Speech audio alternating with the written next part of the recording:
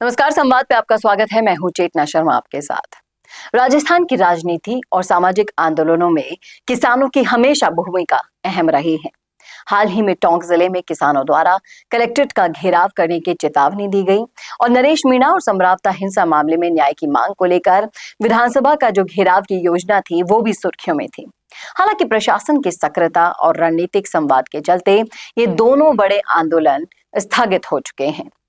लेकिन भजनलाल सरकार की स्ट्रैटेजी की हम बात करें तो किस तरीके से उन्होंने अपने आप को इस मुसीबत से बचाया, वो इस तरह से है कि राज्य सरकार के लिए ये आंदोलन बहुत बड़ा बखेड़ा खड़ा कर सकता था, क्योंकि भजनलाल सरकार के खिलाफ ये पहला बड़ा आंदोलन होता। खासकर टोंक जिले में किसान कलेक्ट्रेट घेराव को लेकर मुखर थे, लेकिन जिला प्रशासन की तत्परता और वार्ता की पहल से ये मामला शांत हो गया, क्योंकि किसानों से पंगा मोल लेना नहीं चाहती थी सरकार। आपको बता दें कि किसान की मुख्य मांगे क्या क्या थी। तो पहली मांग उनकी ये थी कि किसानों का आरोप था कि जंगली सुअर उनकी फसल को खराब कर रहे हैं, भारी नुकसान उन्हें उठाना पड़ रहा है जंगली सुअरों की वजह से, जिससे उनकी आर्थिक हालत है वो भी खस्ता होती जा रही है। स्थानीय निवासियों के लिए टोल की छूट होनी चाहिए, ये उनकी दूसरी मांग थी। किसानों ने टोंक के 20 किलोमीटर के दायरे में आने वाले किसानों को टोल फ्री करने की मांग रखी थी। मालियों की झोपड़ियों और भूमि नामांतरण का भी एक मुद्दा था। गांवों में भूमि से जुड़े प्रशासनिक अड़चनों को दूर करने की मांग भी इन प्रमुख मुद्दों में शामिल थी। और प्रशासन की रणनीति और आंदोलन का टलना भी एक बहुत बड़ा उद्देश्य है। जी हाँ, टोंक कलेक्टर सौम्या झा और एसडीएम ने किसानों के प्रतिनिधियों से पूरी वार्ता की, जिससे सकारात्मक नतीजे निकले।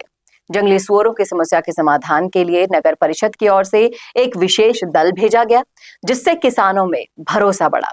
साथ ही सरकार को भेजे गए प्रस्ताव में टोल मुक्त सुविधा और दूसरी मांगों को शामिल करने का आश्वासन दिया गया, जिसके चलते आंदोलन स्थगित हो गया। और यहाँ पर जो टोंक कलेक्टर की सूझबूझ सामने आई है वो सबका दिल जीत ले गई है।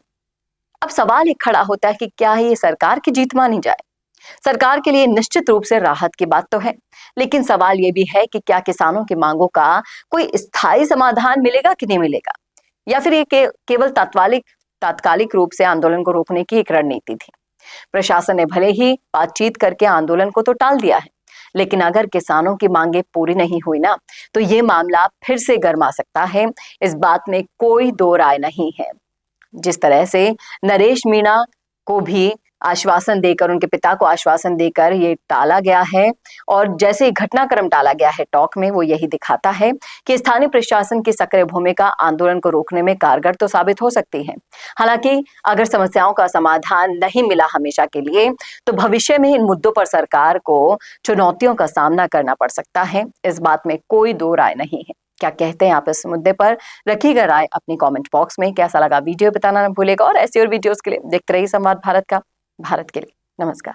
चाहे गुर्जर समाज हो या फिर मीणा समाज, जाट हो या फिर राजपूत समाज, या फिर हो राजस्थान का कोई भी समाज, अब राजस्थान संवाद लाया है इन सभी समाजों से जुड़े हुए वो फैक्ट्स और वो जानकारियां जो आपके जनरल नॉलेज को भी बढ़ाएगा और आपके कंपटीशन एग्जाम्स में भी काम आएगा, क्योंकि इन वीडियोस में होंगी सामाजिक, ऐतिहासिक और रोचक फैक्ट्स और जानकारियां। तो अगर आप भी बढ़ाना चाहते हैं अपनी जीके और जानना चाहते हैं अपने इतिहास के बारे में छुपे हुए वो फैक्ट्स, तो ज्वाइन कीजिए राजस्थान संवाद का मेंबरशिप प्लान।